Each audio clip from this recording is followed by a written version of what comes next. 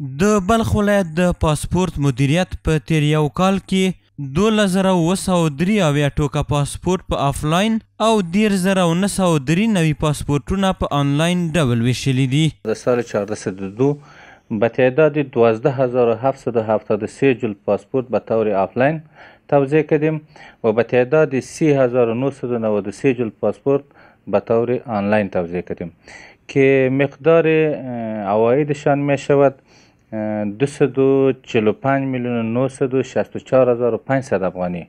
همدارنګه دوی د بهرنیو وګړو د 205 ویزو د مودې له غځولو څخه د خبر ورکولو ترڅنګ زیاتوي چې له دغه درکه یې هم ډیر عواید ترلاسه کړي دي. در سال گذشته ما به تعداد 205 نفر ویزه دادیم برای اتباع خارجی که عوایدشان می شود 9,682 دلار آمریکایی.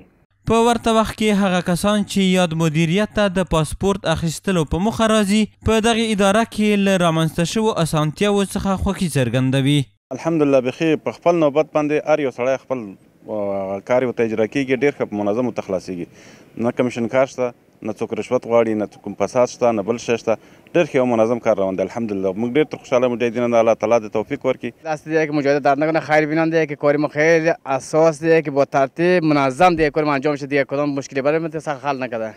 خوب است الحمدلله، نسبت به سابقه روند کارشان زودتر است، سریع است. یک ذره دیر از آمده بودم، یعنی امروز خلاص شدم، میرم کافی میگیرم تسلیم بکنم خلاص.